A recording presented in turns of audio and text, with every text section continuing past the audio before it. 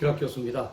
오늘은 문재인 정부의 한일 지소미아 파기에 대해서 설명드리고자 합니다. 정부는 2019년 8월 22일 일본과의 군사정보 보호협정, 영어로는 지소미아입니다. General Security and Military Information Agreement를 연장하지 않기로 발표했습니다. 체결된 지 3년 만에 파기되는 겁니다. 체결할 때도 말이 많았지만 체결된 이후에도 충분히 활용되지 못한 채 한국과 일본 간의 외교관계만 심각하게 손상시킨 후 파기되는 결과가 됩니다. 지소미아란 이제 일반적으로 지소미아라고 용어를 씁니다만 공식적인 한글 용어는 군사정보보호협정입니다. 더욱 정확하게 번역을 하면 군사정보의 보안에 관한 일반 협정이 되겠습니다. 어떤 국가의 군대 간에 군사정보를 교환해야 할 상황이 발생하면 서로가 자신의 비밀처럼 신뢰성 있게 관리해 주겠다고 약속하는 문서입니다. 친구 간에 비밀을 이야기하더라도 다른 사람에게 누설하지 말도록 서로 약속하는 것과 유사합니다. 현재 한국은 30여 개 국가, 일본은 60여 개 국가 이를 체결하고 있습니다.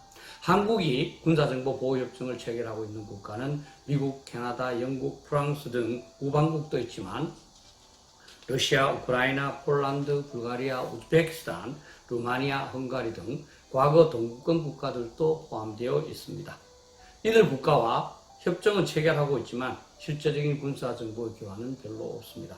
최근의 군사정보보호협정은 서로의 군대가 우호적인 관계라는 것을 천명하기 위한 상징적인 조치 정도로 체결되고 있기 때문입니다.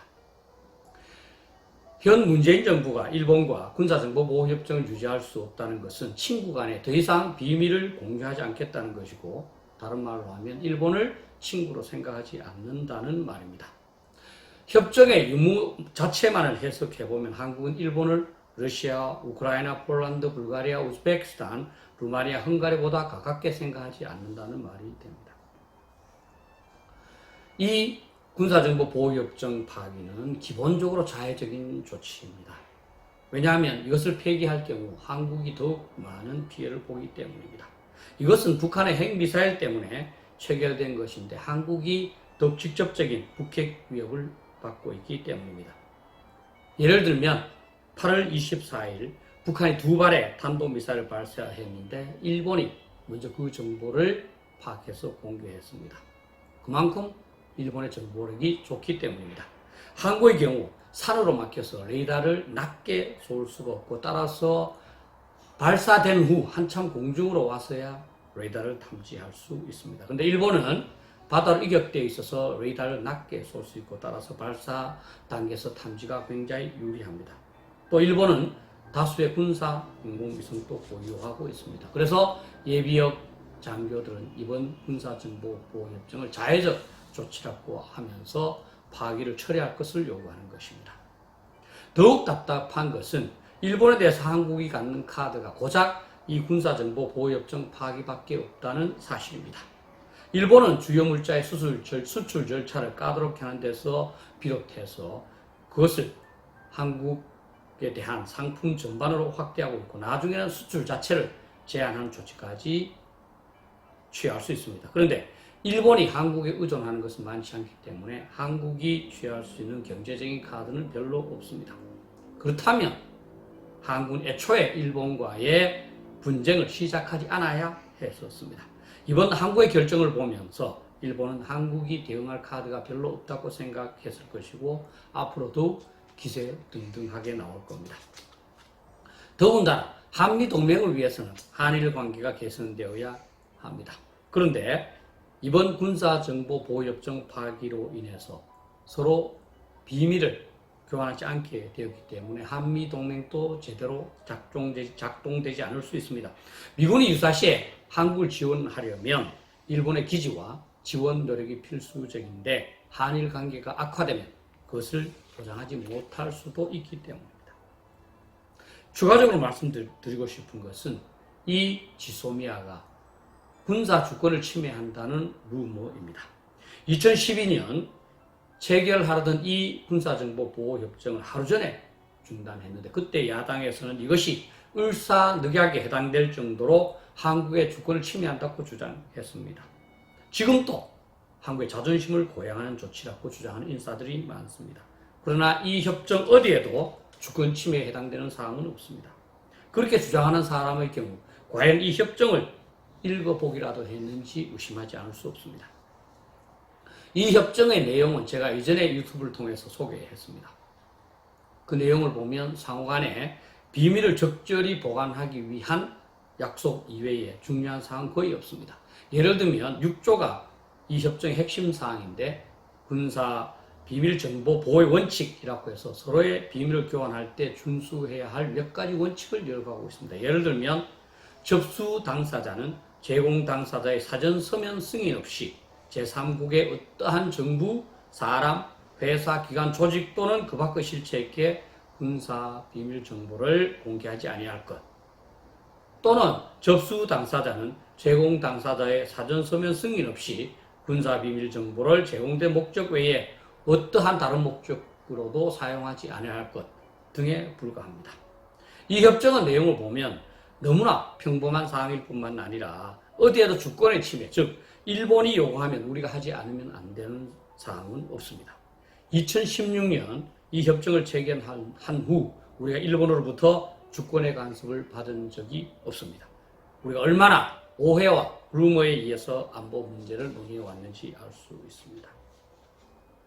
저는 이 군사정보 보호협정의 파기가 철회되어야 된다고 생각합니다.